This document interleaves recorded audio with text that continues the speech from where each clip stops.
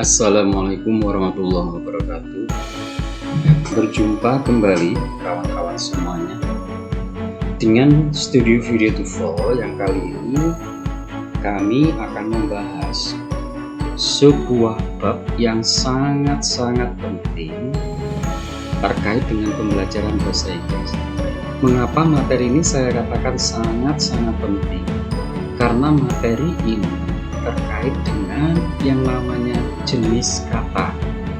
Jenis kata itu nanti kalau Anda kuasai akan mempermudah Anda mempelajari kalimat, karena di dalam kalimat ada subjek, yang mana subjek itu harus dari jenis kata Anda, predikat dari kata kerja diantaranya, objek dari kata benda dan sebagainya. Nah, urusannya nanti adalah ke sana. Langsung saja kawan-kawan, materi yang akan kami bawakan, materi itu adalah derivatif. Apa itu yang namanya derivatif? Di situ kita harus memahami. Derivatif itu adalah perubahan jenis kata menjadi jenis kata lain karena proses afiksasi.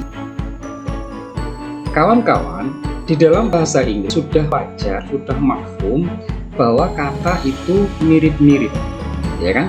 Misalnya kawan-kawan, ketika kita di ABCD-nya bertemu dengan soal seperti ini jawabannya. Misalnya saya punya kata beautiful, satunya lagi di sini saya kata beautiful, atau di sini kata beauty, atau lagi beautify. Siswa akan sangat kebingungan untuk mengisi yang mana jawaban dari ABCD ini kalau dia belum menguasai yang namanya materi ini.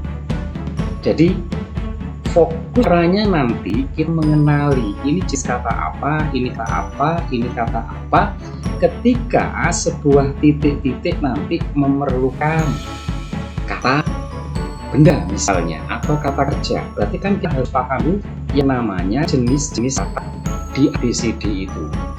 Lagi, derivatif adalah perubahan jenis kata menjadi jenis kata yang lain karena proses afiksasi. Afiksasi itu apa? Kita pelajari. Afiksasi itu kawan-kawan ada imbuhan. Jadi afiksasi itu adalah tes pemberian imbuhan. Imbuhan itu ada yang berupa prefix.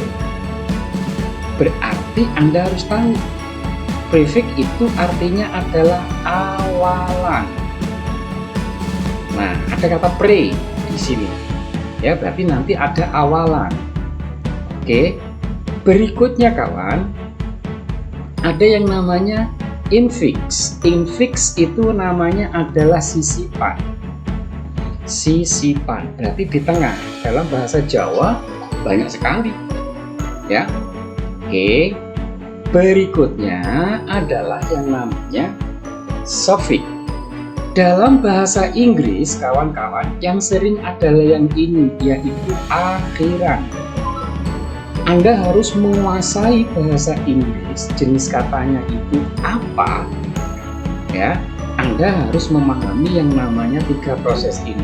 Bahasa Inggris banyak yang mirip itu di belakangnya sini.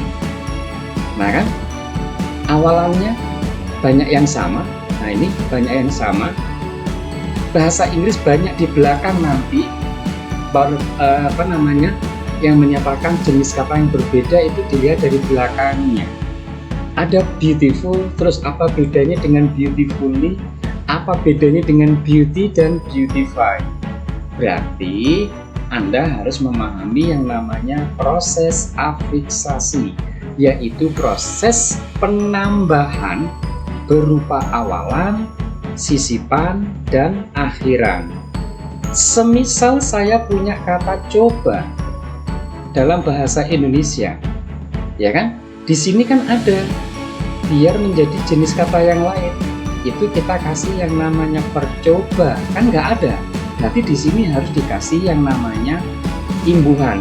Imbuhan yang di depan ini namanya prefix, yang di belakang ini namanya adalah suffix. Dalam bahasa Inggris seperti itu juga, kawan-kawan. Oke, next. Kawan-kawan, yang akan kita pelajari sekarang adalah hasil derivatif itu berupa kata benda. Jadi kita akan mempelajari asal-usul kata benda itu dari proses afiksasi yang bagaimana. Oke, berikutnya kawan, Anda harus memahami yang namanya proses pembentukan kata benda. Ada dua ciri, ya kan? Ciri yang pertama, kawan-kawan, yang namanya kata benda itu Anda akan kenal, Anda akan tahu, Anda akan paham kalau Anda tahu cirinya ini. Ciri tulisan. Yang namanya kata benda itu tulisannya bagaimana? Itu yang harus Anda kuasai. Ya kan? Semisal sekali lagi kawan-kawan, di sini saya kasihkan yang namanya beauty. Terus di satunya lagi saya kasih yang namanya beautify. Nah, berarti kan Anda harus tahu dulu ciri tulisannya. Yang mana ya yang kata benda? Bagaimana Anda bisa meletakkan di dalam sebuah kalimat kalau Anda tidak mengerti jenis katanya? Dua kata ini semisal, berarti kan Anda harus menguasai yang namanya ciri tulisan. Oke, berikutnya kawan-kawan, ada yang namanya ciri letak. Nah, kalau nanti Anda sudah tahu ciri tulisannya, berarti nanti juga harus tahu letaknya kata benda itu di mana saja. Ini nanti akan kita pelajari di video berikutnya, ya. Ini di video berikutnya. Ya, sekarang saya akan membahas yang ini terlebih dahulu kawan-kawan biar tidak terlalu panjang videonya. Oke, kita lanjut. Kawan-kawan, penjelasan tentang ciri tulisan ciri tulisan dari sebuah kata benda itu adalah demikian. Pahami terlebih dahulu ciri tulisan yang disebabkan oleh adanya inflectional suffix. Ada istilah di sini. Apa itu inflectional suffix? Inflectional suffix itu adalah adanya penambahan, adanya penambahan atau imbuhan yang berupa, nah berarti berupa akhiran, tetapi tidak merubah jenis kata. Ya, ada kata Anda tambahi sufiks, tapi kata itu jenisnya tetap. Kalau jenis kata tersebut tetap, berarti kata tersebut mendapatkan inflectional suffix, yaitu imbuhan yang berupa akhiran yang tidak menyebabkan, nah ini yang tidak menyebabkan perubahan jenis kata. Kita ambil contohnya adalah demikian. Oke kawan-kawan, nah ini contohnya saya tuliskan di sini ya. Contohnya saya punya kata chair, kursi. Coba Anda bayangkan, kursi ini bisa ditambahi belakangnya, ditambahi apa? Kan ditambahinya adalah ditambahi yang namanya, ditambahi S. Berarti kan nanti menjadi chairs. Ini jenis katanya kata apa? Ini kan kata benda. Meskipun Anda tambahi S, dia tetap kata benda. Berarti kata benda yang di sini tetap tidak berubah. Berarti S ini disebut sebagai inflectional suffix. Adanya penambahan berupa akhiran tetapi tidak menyebabkan perubahan jenis kata. Ya, jadi seperti itu. Jadi chair itu Anda tambah S. S itu kategorinya adalah inflectional suffix. Kita buatkan contoh lagi kawan-kawan. Kita buatkan contoh lagi. Di sini saya punya kata misalnya Misalnya apa ya? Misalnya saya punya kata pencil. Ini kan benda. Ini dia benda. Coba kalau kita tambahkan huruf S di belakangnya pencil, kan menjadi seperti ini. Oke, sorry. Kan menjadi seperti ini. Ini kan juga tetap benda. Berarti S yang ada di sini ini, S yang ada di sini ini namanya adalah inflectional suffix, penambahan sufiks terhadap kata benda ini, tetapi tidak merubah jenis kata. Dia tetap kata benda seperti ini. Nah, oke, sudah bisa menangkap benang merahnya ya. Ciri tulisan yang pertama adalah inflectional suffix. Oke kawan-kawan, kita lanjutkan. Langkah yang kedua, pahami ciri tulisan yang disebabkan oleh dari. Nah, sekarang derivational suffix berarti apa itu? Adanya penambahan, adanya imbuhan yang berupa sufiks yaitu akhiran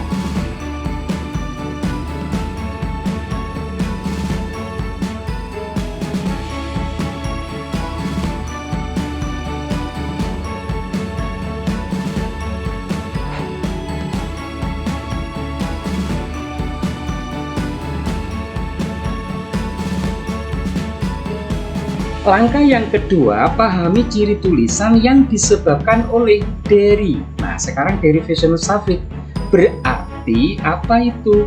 Adanya penambahan, adanya imbuhan yang berupa sufiks yaitu akhiran sehingga menyebabkan perubahan jenis kata. Kalau di sini tadi tidak merubah berarti inflect.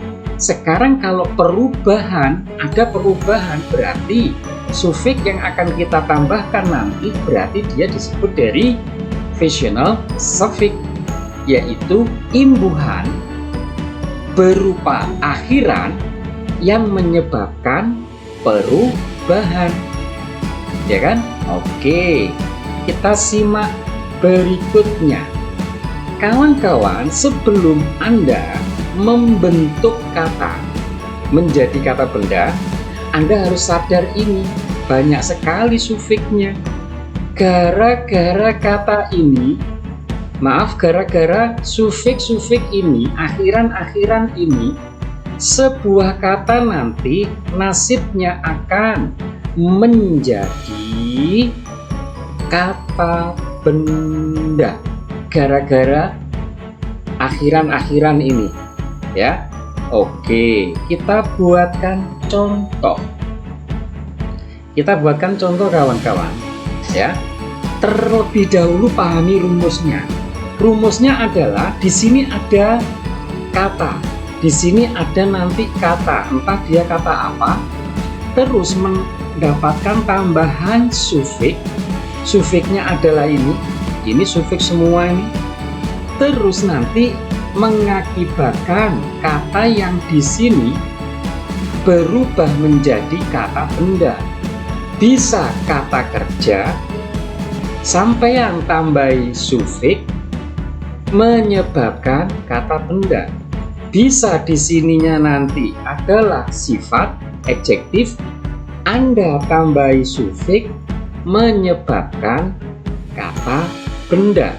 Atau bahkan di sini ada kata benda juga, Anda tambahi sufiks menyebabkan kata benda yang baru.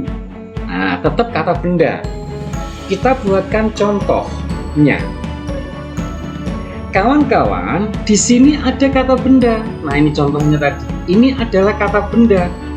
Gigi. Anda tambahkan ist. Ini namanya adalah sufiks ist. Nah, ini nomor 9 ini. Ya, ini kan gigi. Ya, gigi bagian dari yang ada di mulut kita itu. Tapi kalau Anda tambahkan ist, dia akan menjadi dokter gigi. Nah, ini dokter. Ya kan? Berarti berubah. Meskipun jenis katanya tetap benda, tetapi kan beda fungsi. Gigi untuk makan, bagian dari alat untuk makan, tetapi kalau dentis ini kan orang, dia tetap kata benda. Nah, begitu kawan-kawan ya. Oke, kita buatkan contoh lagi. Ada kata lazy. Lazy itu sifat. Saya tulis di sini adjective. Anda tambahkan ness. Mana di sini ada kata ness? Nah, ini nomor 13 ini. Berarti nanti dia adalah kata benda. Ya. Jadi kalau mendapatkan ness itu mendapatkan suffix ness dari kata lazy. Lazy sifat. Terus Anda tambahkan ness, berubah jadi kata benda. Berarti ness di sini kategorinya adalah derivational suffix karena dia bisa menyebabkan perubahan jenis kata yang awalnya lazy adalah adjektif. Anda tambahkan ness menjadi laziness menjadi kata benda. Ini namanya derivational suffix. Kata benda yang lahir hasil proses penambahan suffix pada kata sifat menyebabkan kata benda. Gitu kawan-kawan ya. Oke, pelan-pelan saja kita belajarnya. Di sini ada kata identify. Identify kawan-kawan, kalau ciri-ciri FY ini kata kerja. Ya, tolong diperhatikan, ini ada FY, ini ada kata kerja. Identify, magnify itu verb. Berarti ini adalah verb. Anda tambahi ini menyebabkan perubahan jenis kata. Berarti TY yang di sini di dalam deretan ini, nah ini ada angka 19 ini ya, maka dia adalah disebut sebagai derivational suffix, menyebabkan dia menjadi kata benda yang awalnya kata kerja. Kawan-kawan, banyak siswa yang nggak paham proses ini. Maka ketika Anda mengaku dirinya sebagai pembelajar bahasa Inggris, Anda harus menguasai yang namanya teori derivatif terlebih dahulu.